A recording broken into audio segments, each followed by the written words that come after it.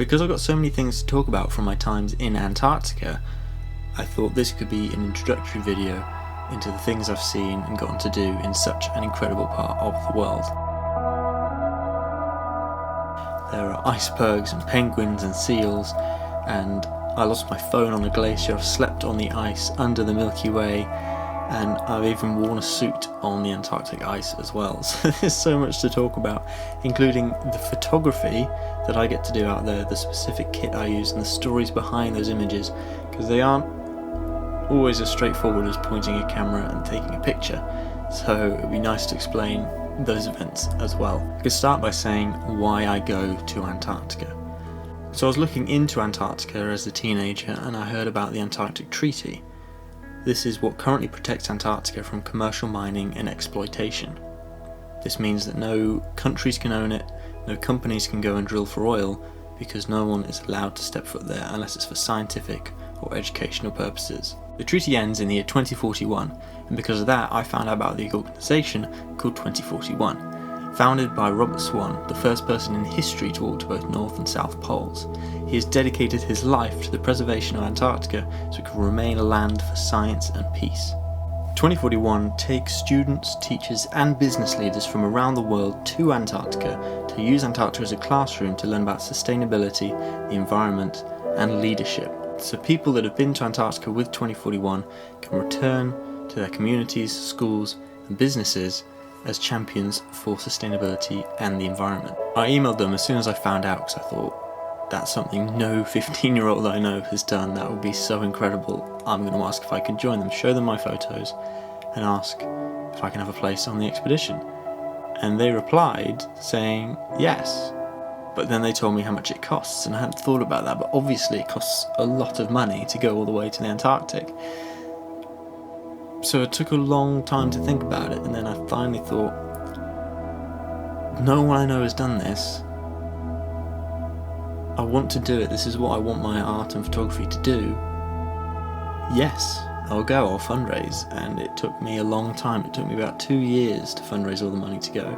But finally, in 2013, at 18 years old, I made it onto the Antarctic trip.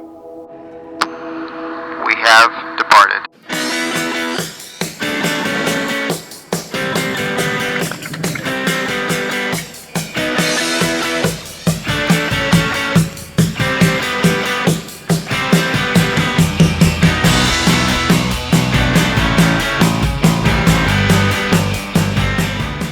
We started off in Ushuaia, the southernmost city in the world, right at the bottom of Argentina, and then we set sail on the Sea Spirit, a gorgeous boat, across the Drake Passage, which is either the roughest sea in the world or the calmest sea in the world.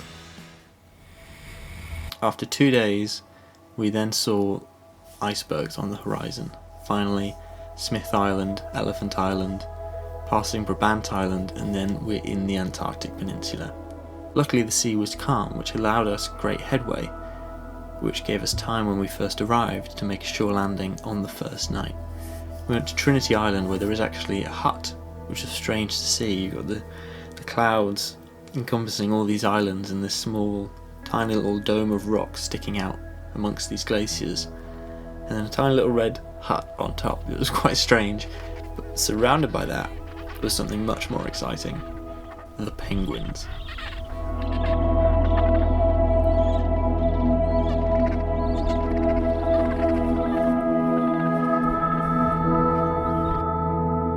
We just got back from Trinity Island. That was our first shore landing in Antarctica and first interaction with penguins. And as you'll see from my footage, hopefully it'll come out just how non-cautious they are. They aren't afraid of humans in any way, and that's very rare nowadays to have wildlife like that. So to see it for real here is just amazing. So we made our first landing on this island, and it was crazy. The first thing that hit me was the smell. Penguins smell bad. I'm sorry, it's true, they're cute, they're adorable, they're fun to watch, but they smell bad. They smell bad. This was my first impression of Antarctica, not so much the huge scale or the biting cold, but but the fact that the wildlife had no reason to fear humans, and there are so few places like that in the world. And Antarctica, luckily, is still one of them for now. It really hit me home on the first day just how unique a place Antarctica is, and it's such a shame that you have to go that far to find that kind of place where animals aren't afraid of humans.